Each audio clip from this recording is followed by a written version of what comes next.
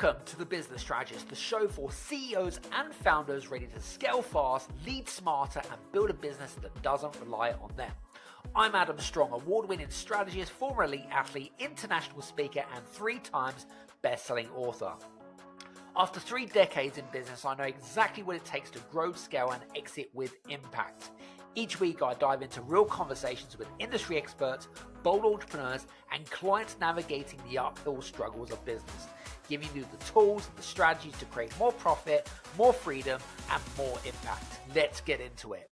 Hey guys, Adam Strong here, host of The Business Strategist. First of all, I wanted to welcome some of our listeners here on the show. If you're new to the show and you're enjoying some of our episodes, please make sure that you hit that follow and subscribe button on whatever channel that you're listening to today. I want to also welcome back some of our followers and subscribers.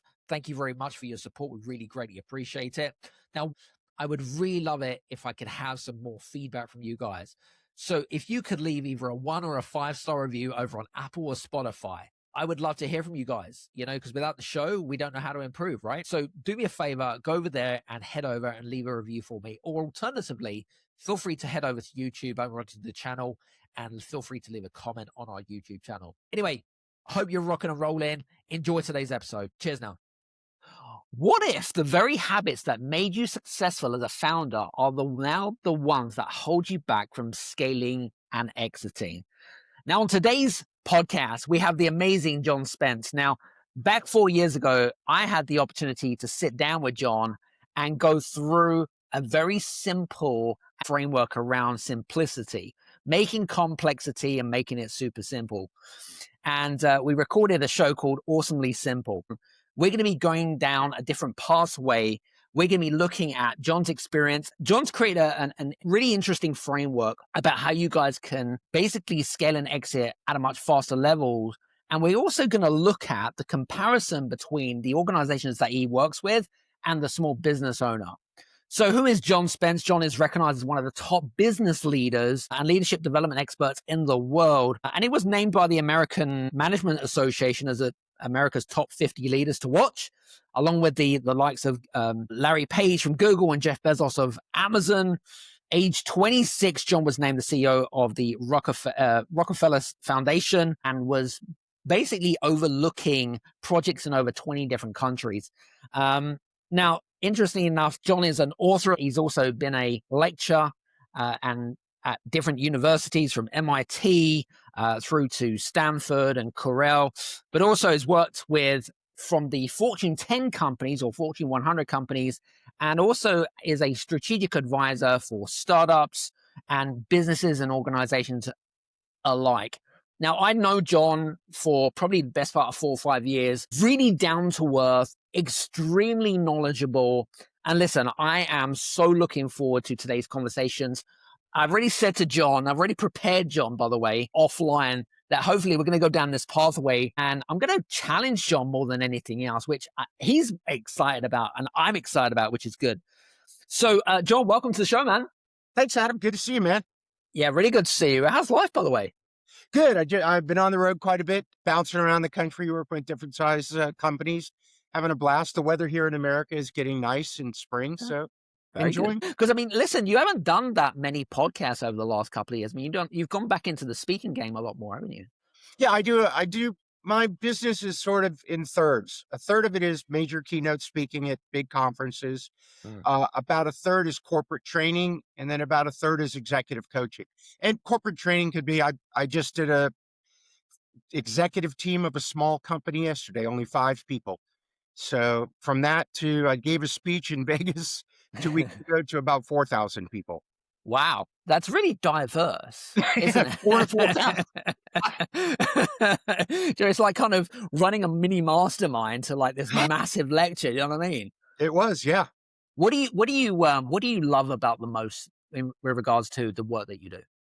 The thing that's most exciting to me is to work with small to medium-sized businesses, because I know that the ideas there can have a real impact on the future of the organization. I mean, if I work for Apple or Google or Amazon, I can light myself on fire and do backflips. And it's not going to move the ship that much. But if I'm working with a company with 100 employees, or like the one yesterday, 26 employees, if we can see a shift in leadership or strategy, it has the ability to, and my biggest driver is my mission is make businesses and people more successful.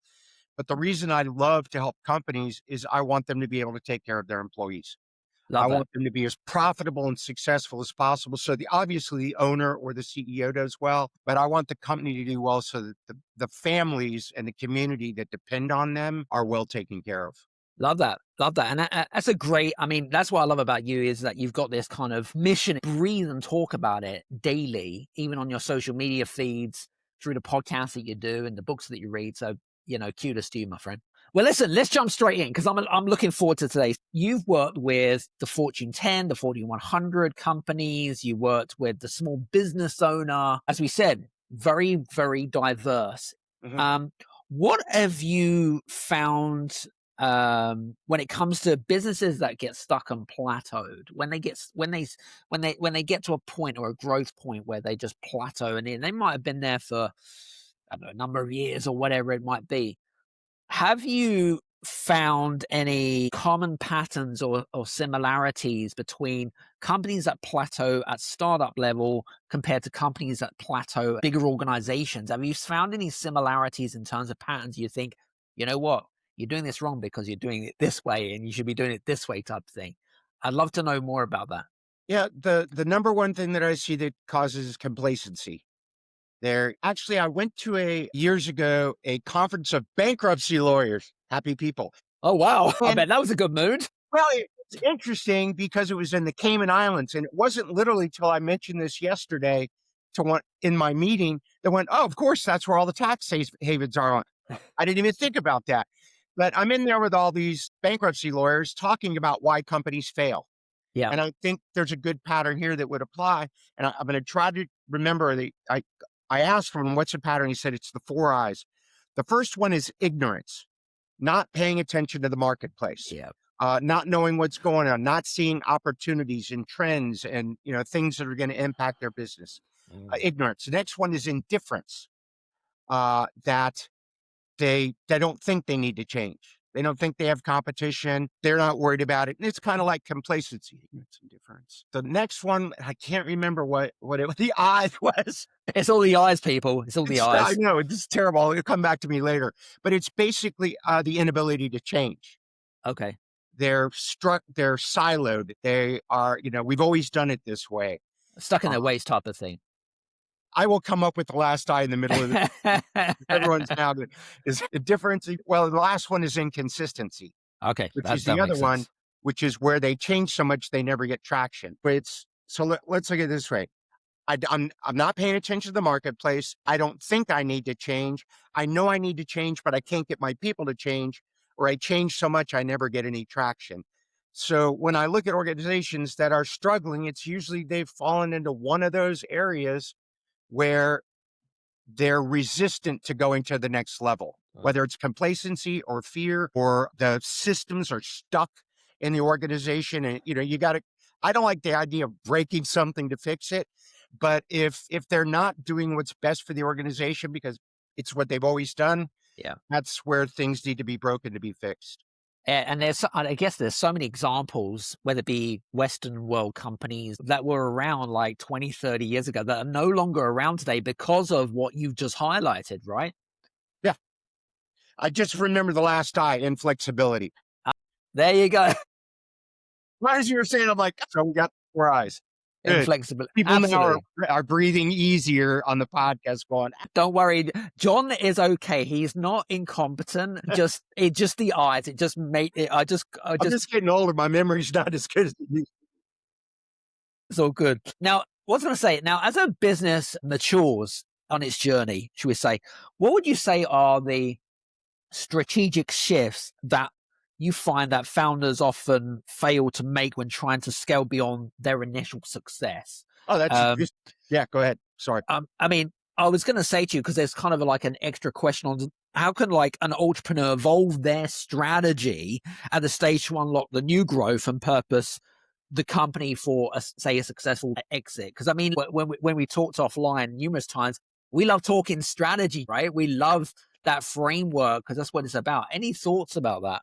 Yeah, the thing that you just talked about not being able to go is when they don't bring in professional management. Just because you can start a company and you've got a really great idea, if you haven't run $100 million company before, there's this better than I do. You get to 10 million, it's one thing, get to 20 million, it's another, get to 50, go from 50 to 100. There are different leadership requirements. There's different operational requirements. And at some point, if you're just not just a founder, but if you're a founder and you haven't been running a big company before, you get into a zone where you don't know what you don't know, and bringing in professional management that has run a $50 million or $80 million, which allows you then, next thing is to back up and think long term. Yeah. What is our vision? What is our long-term strategy? How do I set this up for exit? If you're in there every day trying to put out the fires, you don't have the time to be thoughtful and reflective, which is, as the founder, that's your main idea, is how do I take this company to where it can go, and have a CEO or COO that's basically doing the day-to-day operations. Yeah, it's a good point, actually. And that's something that I believe definitely gets overlooked. And I think you made a really good point about the fact that inexperienced CEOs or founders that have not been around, but how, I guess I'm going to play devil's advocate here. How does one define what professional management looks like if we have never experienced ourselves and we don't know how to identify it?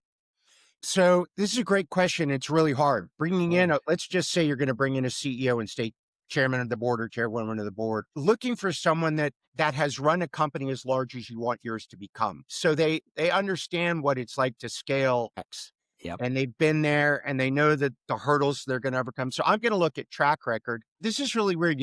Jack Welch, when he was running GE, said one of the things that his legacy is I could pick someone out of my airplane engines, and put them in credit cards, they'll be fine, or put them over locomotives, they'll be fine, because they've learned how to run a business. Yeah. It doesn't have to, so it would be nice if it's someone from your industry, maybe, but by the same token, if it's someone with a really positive track record that, you can verify, that's good. And then the other thing, it's got to be a really good fit. There's got to be a high level of trust. If you're going to turn your baby over to someone to hold it for you, it's got to be someone that you believe in and you're willing to listen to.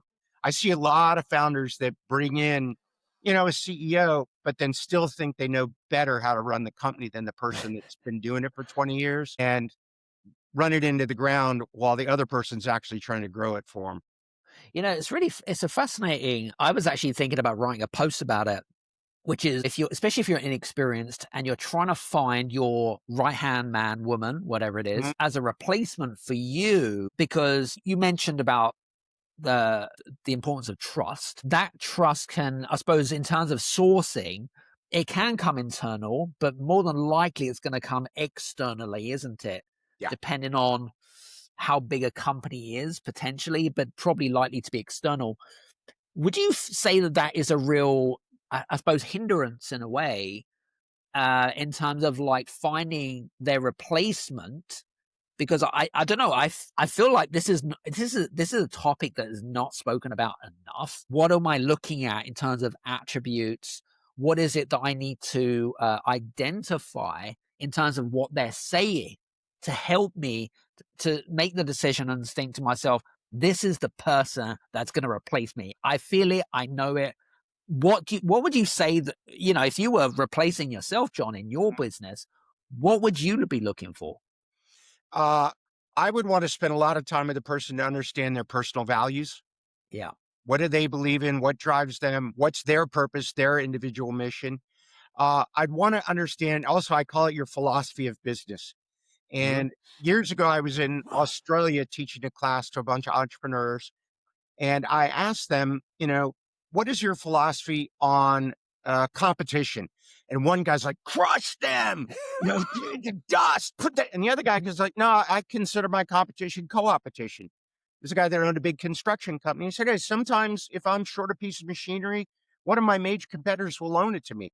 And we will bid against each other, but sometimes we'll bid together on a big project. So, I'd want to understand what this person's philosophy of business is. And you and I have done this, and your listeners or viewers. It's when you sit down at lunch with someone that runs a company and they talk about how they run it and what they do and the decisions they've made. And you go, I would never do that in my company. I would never do that. Or, wow, that's a great idea. I would want to spend enough time with someone to understand, how do they think about employees? What do they think about vendors? What do they think about competition? How well do they know strategy? And so I need to get those bases covered, but I also need to like the person. I mean, Yeah. also, this isn't somebody you hire and you give your company to in 6 months.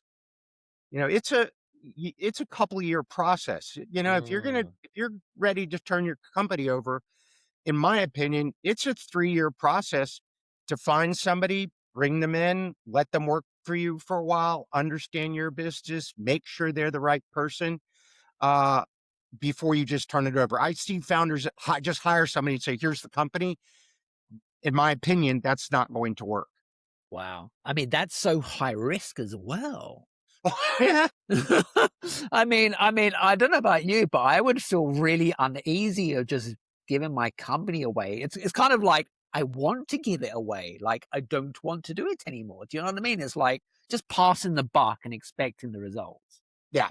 Yeah. And you've seen this with people that sell their businesses and hang out for a little while. Maybe they've got a retention contract that they have to stay for a year or two. Yeah. That's one of the hardest transitions I've ever seen. And in my opinion, it doesn't go well most of the time because they don't want to give the baby up. Yeah. And they're in there constantly trying to make changes, and they go from making all the decisions and having all the power to suddenly somebody else telling them what to do.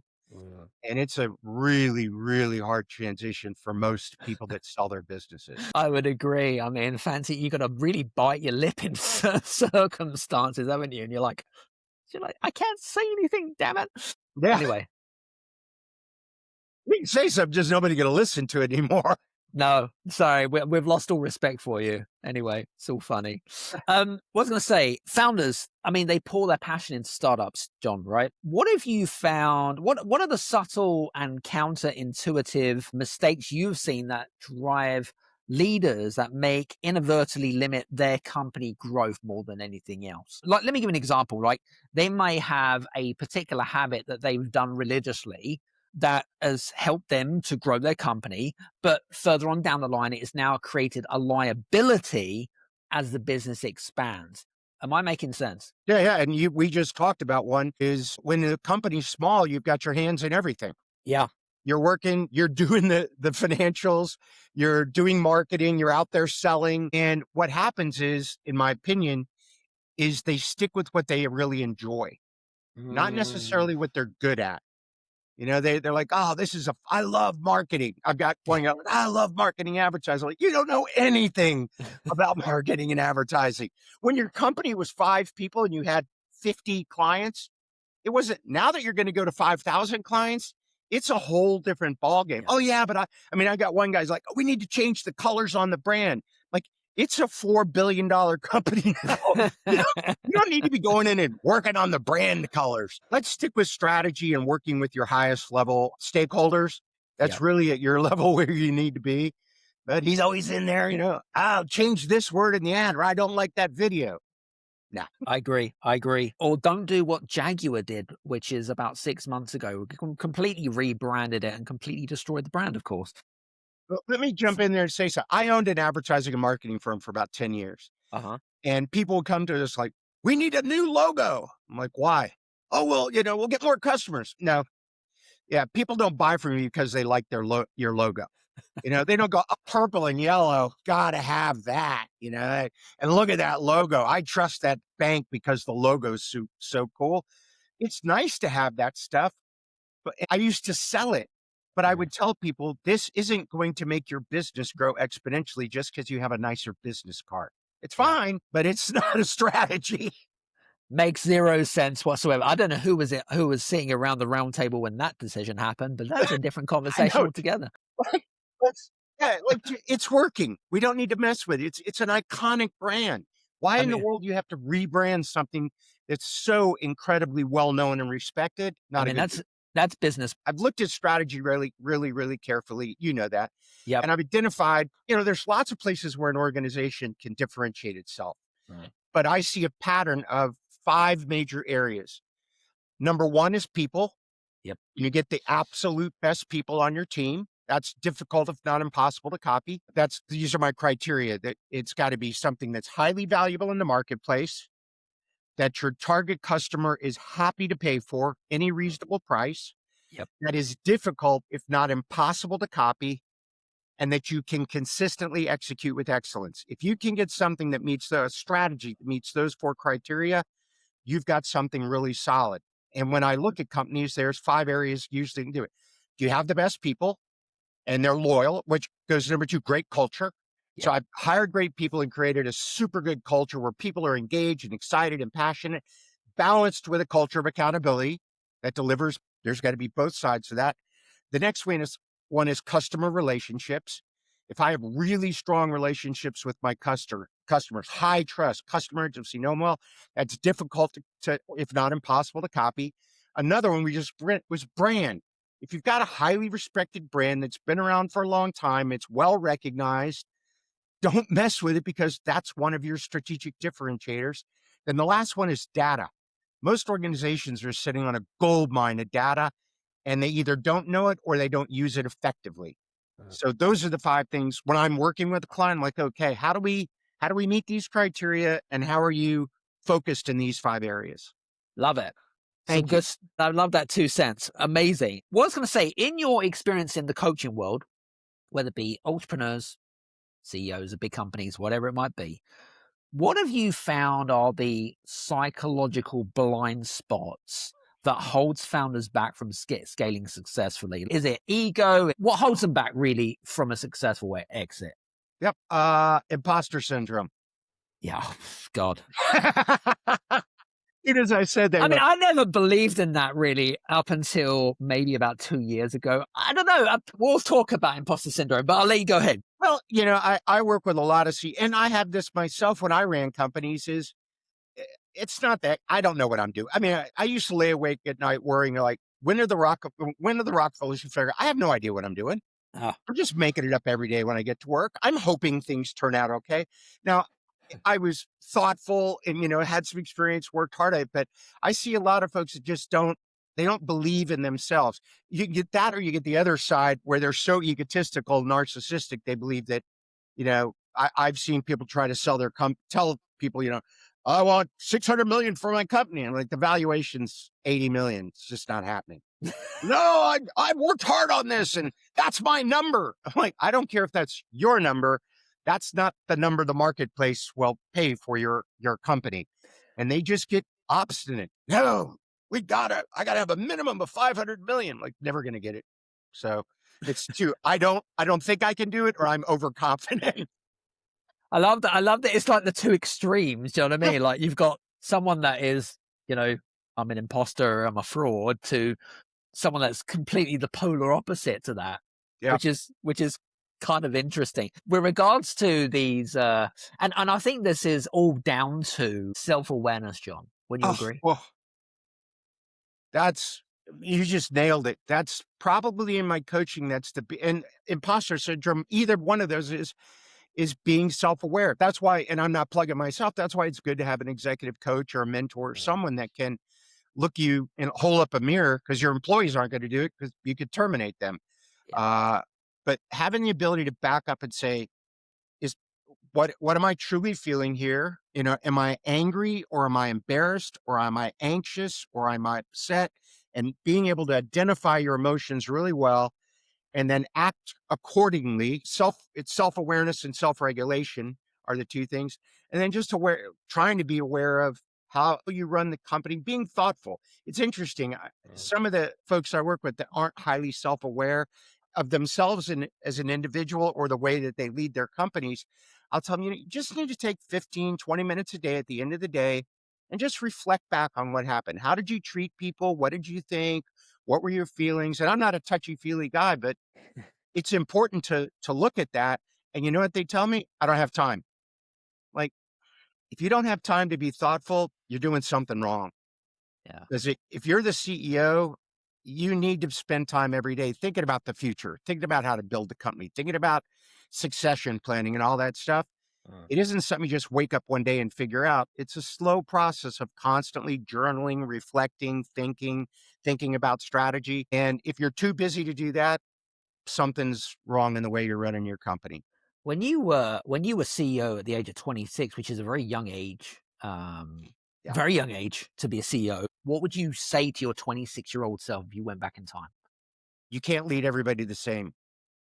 You have to treat people individually, to their style, to their personality, to the way they like to work. It isn't just a mass of people. They're individuals that need to be led and coached and helped in an individual way. That was the biggest mistake I made, is I tried to just do things my way. Right.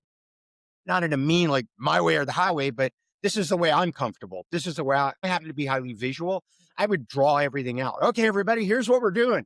And I had my assistant was highly auditory. And she said, well, let's talk about it. I'm like, I don't want to talk about it. It's on the wall. Can we discuss this? No, we can't discuss it. Just look at it. I drew it out. It took me 3 hours.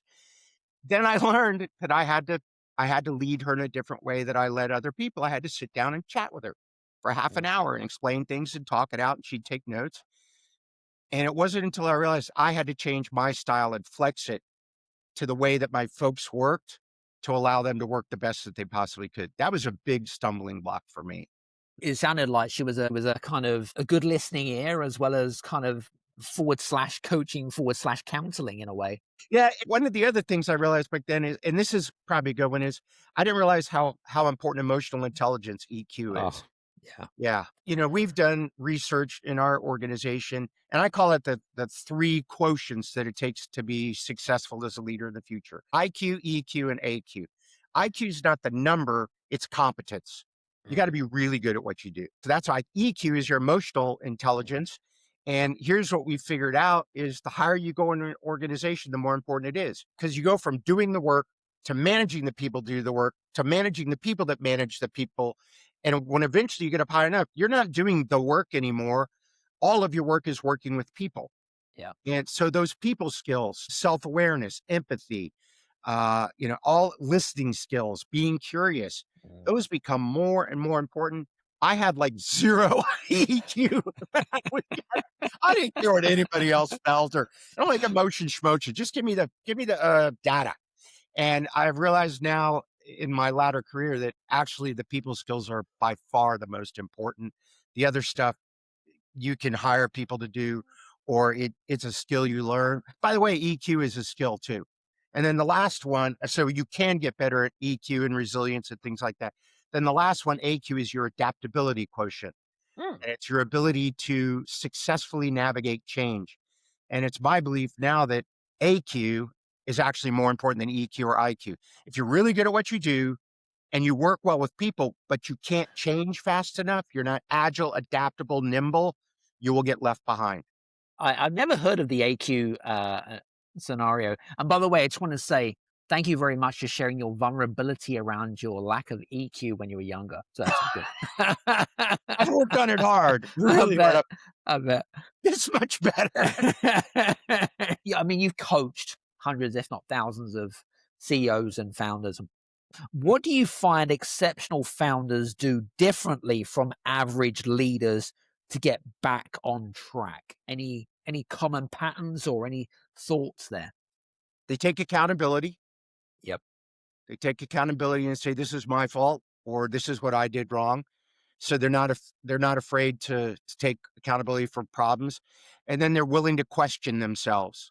They're willing to ask for divert input, ideas, feedback, and say, I don't have the answer here. I need some help. The ones that say this is everybody else's fault. Like I'll do like, these people are terrible.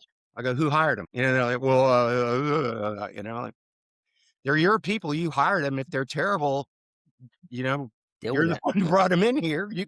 You can ask them to leave, but I've figured out where the root of the problem is, and it's sitting in front of me.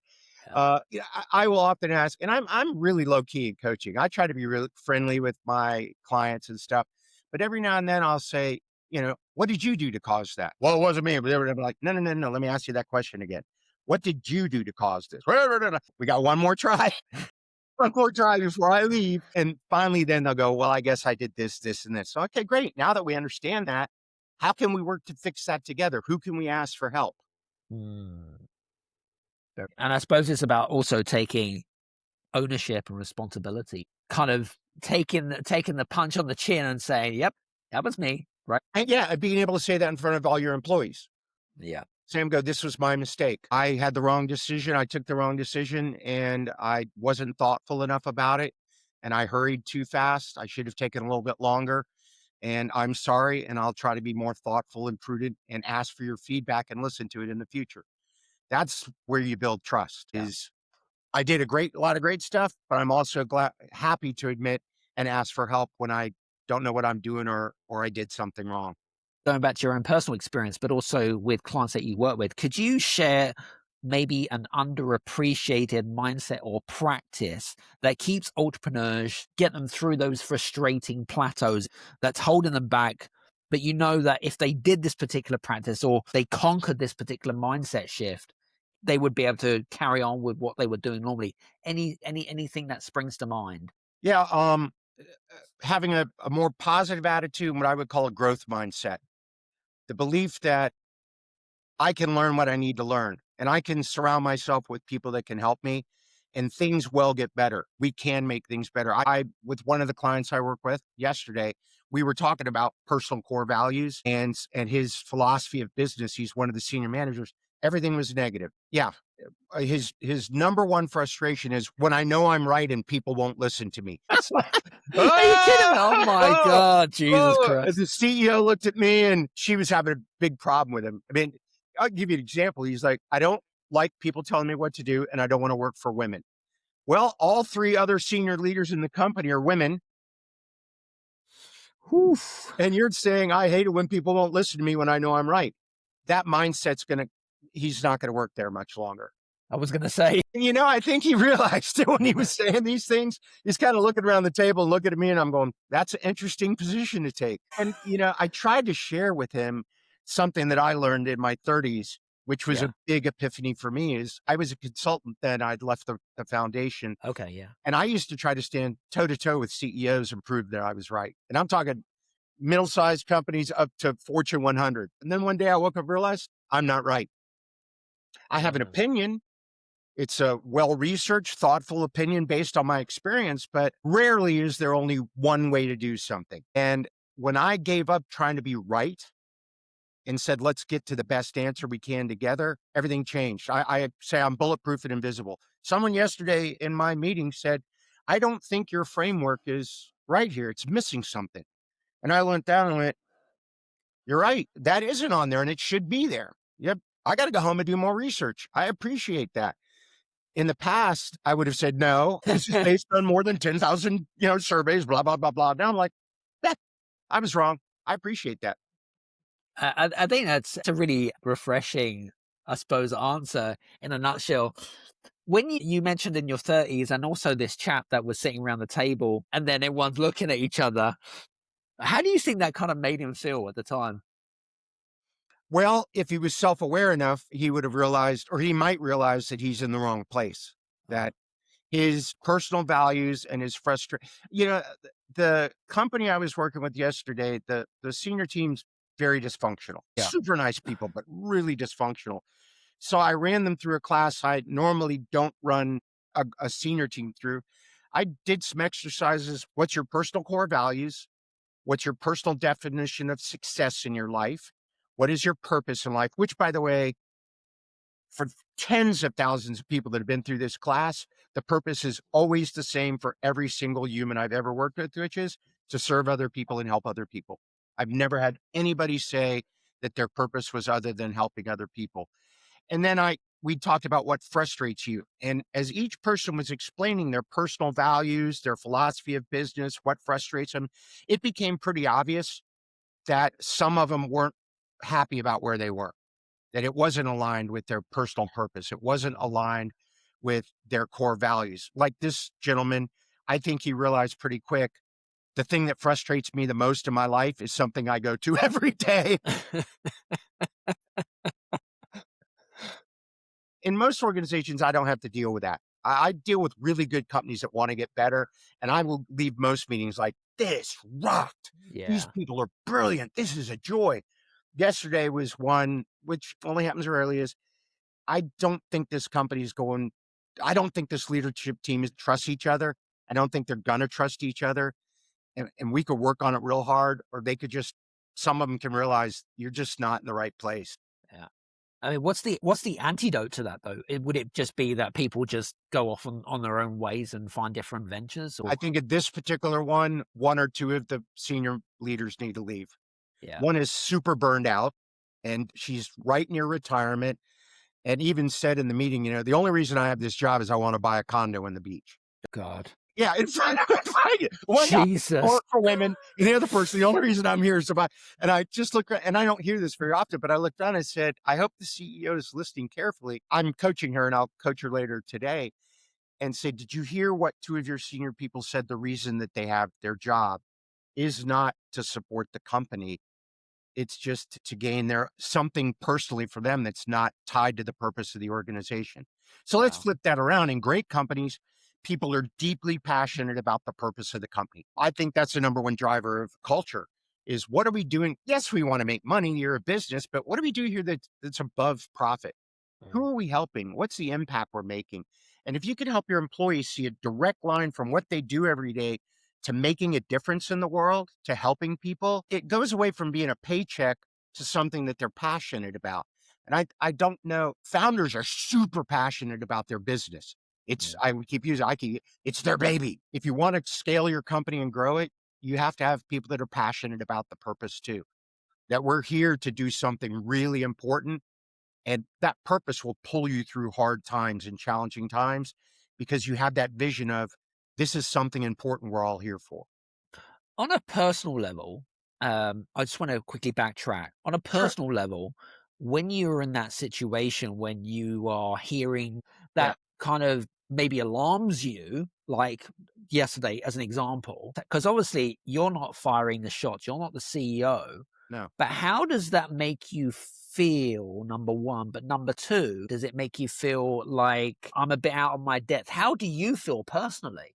Okay. So this drives back, and I'll tell the story quickly, to my personal mission in my career, Yeah, helping business people be successful. I was called into a company that, and again, this is very rare for me, very rare, sure. dysfunctional management team. I gave them some feedback. I surveyed their senior management team. I gave the feedback to the CEO. He told me it's all consulting gobbledygook. He used some different words and asked me to leave. And they had about 400 employees. A couple of months later, everybody went home on Friday. They came back Monday and the doors were chained. Out of business. Didn't tell anybody, didn't tell any of the employees. And these were all high-level scientists in a small town. They weren't going to get new jobs. They were going to have to sell their house, get a new job, move to a new city, take their trailing spouse.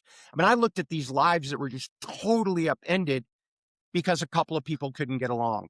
Wow. And I swore I'd never let that happen on my watch again. So, I mean, that's that's what gets me up in the morning. And that's why you heard me say earlier, I want companies to be super successful so they can take care of their folks. So in a thing like yesterday, it's going to be I was really, really happy Mm. because now they see the problem, and I didn't have to tell them. I just had to ask questions. What do you think about this? And as they listened to each other, they were realizing we're on way different wavelengths here. We have way conflicting reasons that we're here and what we're trying to do. So I left there saying the company's going to be better. All the rest of the employees will be better if a few of the people that are at the top realize this isn't where I want to be. Or the CEO realizes, as much as I might like this person or not like them, they're not going to be someone that can take us to the next level because they're not bought in. I guess your job role really is to dissect and untangle the mess that I suppose kind of intertwined with how people act and behave in an organization as to kind of the reasons why businesses don't grow in the first place, right? Right. Yeah. My main job is to be curious and to Okay. ask uncomfortable questions or point out uncomfortable things. Like yesterday when Mm. you said, I said, that's really fascinating. And I told the story about not learning not to be right. He dismissed it. I'm like, yeah, whatever. And I went, and he said that in front of everybody. So I'm like, okay. And I know right now that everybody else in the room understands that there's an issue there. I'm happy because maybe there's a whole bunch of other people that will keep their jobs and be able to pay their mortgages and put their kids through school because we had a conversation they wouldn't have had if I wasn't sitting in the room. Do you ever get uncomfortable in a heated discussion? Like maybe someone has a different opinion about the way that you do stuff. No, I love that. Awesome. Awesome. Because we're gonna have fun. We're gonna be curious. Yeah. You can't offend me. I'm not right. No. I'm just, because, you are going to get stuck up people out there that think that they're better than better than you. And, I'm sure you've been in kind of uncomfortable situations where you're thinking, okay, we need to take a time out here. Well, yes, we take a time out, but I learned something a long time ago, book I read, and it said whenever anybody is angry or ugly or nasty or prejudicial, it's one of two things. It's a cry for help or a loving response. They're either saying, I'm in so much pain in my life that I have to treat you poorly. I was at breakfast a couple of months ago and a guy came in screaming that someone on the staff had stole his cell phone. It was on the table and I know it was one of your people. And he was yelling. Everybody in the restaurant's watching. I'm thinking to myself, this has nothing to do with the phone. It has nothing to do with the phone. He is really hurt or upset or angry. And this is an opportunity for him to vent all that anger over a situation. So when somebody gets like with me, I just think to myself, we're going to be smiling in a little while. Everything's going to be fine. And this has nothing to do with me. And if they hate me, that's fine. That's their opinion. They're welcome to it. What they think about me is none of none of your business anyway. But I want to say, we're going to end up smiling and laughing and having fun because I'm not going to take it personally. Yeah. We're going to get to a place where we go, okay, we agree to disagree. Or I'll go, you make a great point there. I mean, I'm not, what's the word I want to say? Manipulative or anything. You're not biased, are you? You're not biased. You're just kind of there to facilitate, right? Right. Yeah. So when I see someone mad like that, I'm like, this is going to be awesome because we're going to have a good time and we're going to treat each other with respect and it's going to turn out fine. Love it. I know I'm weird. No, but it's good because it's always interesting to hear about people, your experience in dealing with, because you've done so many coaching sessions. And it's just interesting what we don't really hear is what actually happens within those sessions. Yes, of course, what's said in the room stays in the room type of thing. But in terms of like situations which can give you perspective or shifts in perspective, it's always good to find out what you may have learned from the day or the session as well. Yeah, and I want to underline that 99% of my interactions with people are all positive and they're companies that are doing well. It just so happens we're talking about a few of the dysfunctional ones, but still, that's important work to do to help people to make sure that their company grows or stays stable and they can take care of their people. I know you've got this 5-step framework that we were talking about offline. It's got a lot of stuff behind it, but the key ideas are pretty simplistic. Yeah. And I just developed this in the last couple of months. I think I sent you a few months ago, so I'm still working on it. Yeah, but if I remember correctly, the first one is purpose-driven leadership. And we've just talked about that. I think it's critical that if people believe they're doing something really, truly important, they'll be more passionate. The next one is people-centered culture. Get the best people, take great care of them. The third one is customer-centric strategy. Build your whole strategy around wowing, delighting, surprising your customer. And by the way, the only one that can tell you that is your customer. A lot of people say like Steve Jobs invented products that people didn't even know they wanted. He listened a lot and more than people know. And most of us aren't as visionary as he was. No. So customer-centric strategy, my saying is own the voice of the customer. The next one, which gets a lot of interest, is focused innovation. And that one is understand what you do really, really, really well and innovate like crazy to get better there. You're going to love this. Don't chase every, shiny red squirrel, every ball, every squirrel. I hate the word pivot. You pivot only when the market demands it. But otherwise, figure out what your core competencies are and just get better there and differentiate yourself even further. And then the last one was operational simplicity, which is remove all the friction. Yeah. Get rid of all the red tape and politics and, 4 levels of decision making. Be agile, adaptable, nimble, make it easy to win. Can that framework, what we call the excellence framework, can that be applied to the small business versus a bigger business? So here's something I've learned that's really important. A small business and a Fortune 100 company Yeah. basically have the same issues. It's just more zeros. Yeah. Okay. It's the same. I see the same pattern, whether it's a company with 100 employees or one with 100,000. It's just more complex with the bigger company, but it's still around people, culture, strategy. That Would you say, in terms of like the framework itself, now there are 5 things that you have highlighted. If you're coaching someone and they don't have a framework or a strategy for scaling and exiting, for example, and you're using this particular framework, what would you say needs to be tackled? Is there a particular order that needs to be executed? I'd say people is the first and most important. Yeah. Yeah. You, as a founder, you might be able to build the purpose a little bit later, or it will evolve and it will get bigger or change. But if you don't have the right people, everything is people. I had the great pleasure of working for a billionaire, one of the richest men in America years ago. He owned 47 car dealerships and about 20 other companies. And he was he grew up on a dairy farm, and he started his business career by selling old farm equipment off their farm. He put it out in the road in front of their farm and sell it. Well, now he, 47 car dealerships later, and I had lunch with him and I asked him, what's the most important thing you've ever learned in business? Whenever I'm around somebody like that, and he goes, John, you can kid yourself about a lot of things, but at the end of the day, it's all people, people, people. And I could not agree more with him. And would you say that people principle, it doesn't matter if you are a team of 5 or a team of 5,000, you're still saying that people first is the right one? In the team of 5, it's even more important. There you go. I can have 100 idiots if I've got 5,000 employees. If I've got 5, one person can really mess things up. So the smaller the company is, the more important people are. That's a really good point, actually. And I think that I think with a lot of the small businesses, and this is just a general observation, is that they're so what I call transactional in the way that they are executing. So they're very focused on profits and revenue rather than people. Do you find that to be quite common? Yeah, quite a bit, because it's easier to deal with process and spreadsheets and numbers. But here's what I teach. Every company has what I call, not every company, but most companies have what I call Bob. Bob is the guy that does the least amount of work possible. He's, I get a group of 1,000 people. I say, I want everybody in here to think about the lowest performing employee in your entire company.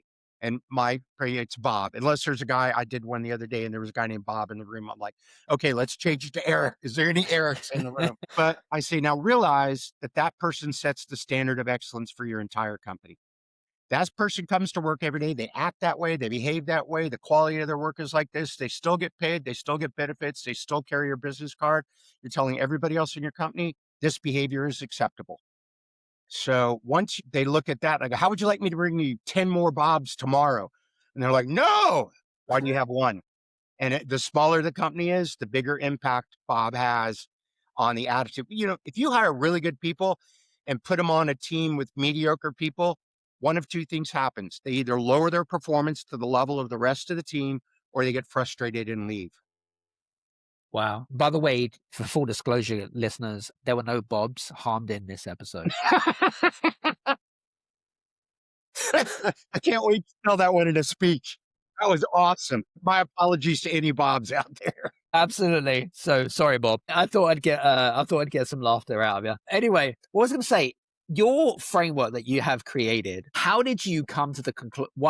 How do you know that this framework is, number one, I wouldn't say 100% bulletproof, like you said earlier, but how is it that you have condensed your life's work of leadership, because it's about 40 years or thereabouts, down to this framework? How can number one, you be so sure that if you follow this framework, they're going to get the results? Or number two, do you think that the framework is consistently evolving? Yeah. So 2 things is, This is my first year doing this, running Damn. companies and being a consultant. Wow. And I've built my entire career off looking for patterns. Not only have I worked with thousands of companies, but if folks can see behind me, I read about 100 to 120 business books a year, and I have every year since 1989. And that doesn't make me smart. It just means I have access to more information. And the foundation of strategy or expertise in anything is pattern recognition. So I have Mm. spent 3 decades looking at patterns of what the best companies do. And this framework, it's not that different than the one I had. My original one was talent plus culture plus extreme customer focus multiplied by discipline execution equals business excellence. This one was compiled with all my work, but then now with the advent of ChatGPT, I loaded, ready for this, 11 million words, because the average book is about 50,000 words, 50,000 words. It's about that right. Yeah. Yeah. And so I've got 11 million words in there of just books. Then I've got articles, I've got everything else, I've got stuff. I boil all that down and asked it to look for the pattern and ran it multiple times, and the same sort of stuff came up. Now, I will say the data is biased because it's my beliefs. So I'm not sure that the framework works. It's what I've seen work in companies for 30 years. But like someone pointed out yesterday in one of the other frameworks, I have visionary is not in your leadership framework. And I went, well, crap, it should be. That is important. I don't know why it's not there, but I said, I'm still building them. I'm confident that those 5 things the kind of what I call like in leadership, the non-negotiables. Yeah. Yeah. I mean, other stuff might change, but being honest, visionary, courageous, being a good communicator, caring about your people, especially honest. There's never going to be a time that's like, wow, if you're lying your ass off, you'll be a really good leader. Honesty will always be a non-negotiable of leadership excellence. That makes sense? Absolutely. Yeah. 100%. Yeah, definitely. I just had a thought. Now, I was wondering if you'd be up for this. Now, something that I'm going to spring upon you here. I would be honored if you'd be open to the idea of doing a coaching session now. Oh, sure. Sure. Now, do we have enough time or are people going to go? We've done this actually with quite a few people that have been on. This is kind of an angle that we've been doing for the last 3 to 6 months. Okay, great. And I tell you what, it's been very eye-opening more than anything else. And I think that a lot of I don't know about you guys that are listening in, whether you appreciate good coaching. I really do appreciate good coaching. So I think, like you, John, we're kind of still students, right? Yeah, absolutely. So, and I certainly don't know everything. Well, I like to think so, but I don't. When I turned 58, I came up with a phrase. I now realize I know very little about almost nothing and nothing about almost everything else, which makes it fun. That means I got so much more stuff to learn. Yeah. So this is the part where you make me look stupid. No, I'm just kidding. That's all I'll do the good. coaching part. We'll make it through this. There was imposter syndrome jumping up right there. Anyway, let's talk about coaching because now I've been an entrepreneur for like 30 years. And I started up my first business when I was 11. From my perspective, I feel like I could be moving much faster. But I'm not. I get frustrated, John. I don't know what, and maybe it's because I'm doing the things that I shouldn't be doing, that I'm practicing certain things. And you probably come across this working with lots of people in the past. I'm trying to identify those patterns so I can become more self-aware, number one. But number two, to be able to move at a much faster pace. I believe in the art of patience, of course. I never used to, but I do. But I also feel like I could be going much faster because, as you will be aware, speed loves success and vice versa. So it's interesting, the dichotomy you just said, which is I have a sense of urgency. I want to move faster and faster, but I do know patience is important, but not being able to move quick is frustrating me. So Yeah. the first question I have is, what is the single biggest frustration you have right now about speed, about urgency? What is the one area that you're not moving fast enough in that gives you the most frustration? I think for me is I'd like to be able to grow much faster in terms of the business. Uh-huh. So that's what I would like to do. But I feel like it's just not happening for me. Or maybe it is happening, but maybe I'm just not giving myself enough credit. Okay. Well, I can tell you the second one, not giving yourself enough credit, that the answer is yes already. You wouldn't be where you are today if you weren't doing something right. That's true. And so I will tell you, congratulations, because if you've been at it this long and you've done this well, you are doing something right. So you do get credit there. Badge of honor. Badge of honor. Thank you. Now, the other point, though, is growing your company fast enough. Two things. A, that's something not you don't have complete control over. So if the frustration is, I can't control this, the answer is you never will. But you can have a lot of impact and influence on it.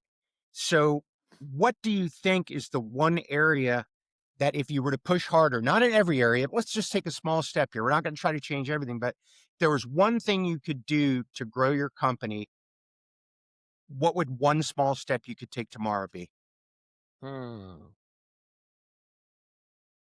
That's a good question. That's my job. I feel like we probably need to get better at marketing. Marketing. Yeah. Okay. It's interesting in my experience that people confuse marketing a little bit with advertising. Advertising is putting your message out and trying to reach your customers. Marketing is mostly research and numbers. I'll rephrase. I think it's attention. Say that again. Attention. Like attention as in like visibility, as in like traction. That's kind of what I'm thinking. I don't understand. So attention as in like, I suppose you could call it brand awareness, but it's the attention to encapsulate what my vision is and trying to attract the right types of clientele that would be like, okay, I get it. Yeah, I'm sold. So here's a bit of advice, and you might have already done this, but one of the things I'd recommend is figure out who your A client is, the ones you'd really, really like to have a lot more of. Yep. And then do you have some of those like that now? Do you have what you would consider some really good target clients? Absolutely. So my recommendation, and we'll cover this the next time we chat, is go to them and ask them this question. Why specifically do you do business with me? What are the top 3 or 4 reasons? And if you talk to enough of them, a pattern will emerge. And they will all say the same 2 or 3 or 4 things. It's my belief that if these are your best clients that you want to have a lot more of, if they're all hiring you for the same couple of reasons, that's likely a good area to focus on to grow your business with more clients like that. Because if this is why they're buying, it's probably why other people would buy. Have you had that conversation with your clients? I think some of the emerging things that come up was I'm particularly great at clarity. So clarity and direction, very similar to yourself, making things super simple, actually taking complex. And so simplicity is another one. The other thing was challenging the status quo of why they do something. I'm very good at asking specific, hard hitting, emotional questions. And number 4, from my belief, it's transformational results from where they at to where they want to go. Like the transformation is very quick. So that's kind of like the 4 things that tend to come up quite on a regular basis. Okay. So here's my recommendation and normally if you and I were coaching, I'd say before I talk to you in 2 weeks is I'd like you to pick at least 5 of your clients and ask them that, take them to lunch, call them, do a Zoom call, but ask them that question. Why specifically do you do business with me? And then let me know what they say. And it may track perfectly, but you might learn something interesting and new. And then the other thing I'd like you to do is in those 4 areas you just described, write one way that you can improve in that area. What's something you can do, learn, get a mentor, get help, read a book. I just read a book. We had talked earlier in our session about EQ, and I know that's a weakness of mine. I just found an amazing book called Emotional Agility that really changed the way I looked at it. So maybe you could find an article, or I can help you find an article or a book in one of those areas you really want to improve, and we'll make a plan to try to get some steps in place that I can hold you accountable to, like I'm going to with you talking to your clients. I appreciate that. It's really interesting. I'm actually listening to an audiobook right now, which you might have read. 10x is better than 2x, which is the first time that it was recommended to me on a couple of occasions. But I think what I find fascinating about it is the psychological shifts more than anything else. And I think what it is really down to is it's all psychology, really, in a nutshell. Yes, there is strategy. Yes, there is other things, but I do believe that psychology is very underestimated in the way that we do things. I read that book too, and it's kind of what you were just talking about with your growth and your challenges and frustration. Mm, Is that's all a mindset. The mindset is, mm, well, if you could grow 2x, you should, why not think 10x or bigger?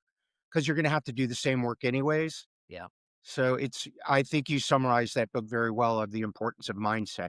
And it Mm, sounds to me, from what we just said, your mindset is torn between go faster, but I still have to be patient. And that's going to be part of your mindset shift to figure out the balance between that. yeah. It's interesting how me and you were in this area of coaching and consulting, and we practice what we practice, and we talk about certain key topics that we're experts at. But when it comes to our own business, sometimes it's not so easy, would you say, John? Oh yeah, of course. And having kind of like someone to have a top-down perspective of saying, Adam, John, this is what you need to do, right? Do you ever get that?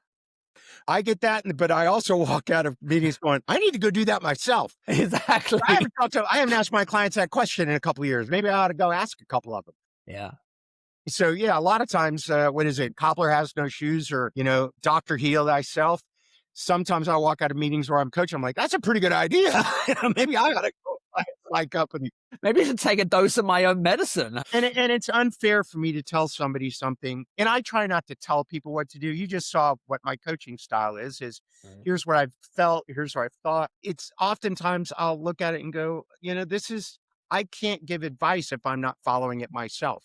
no. Like you'll notice that I'm not a strength conditioning coach. Although I have lost 100 pounds, I am not, I'm not going to be your dietitian. I'm not going to be the guy, or you either. Here's how to grow hair in 10 days.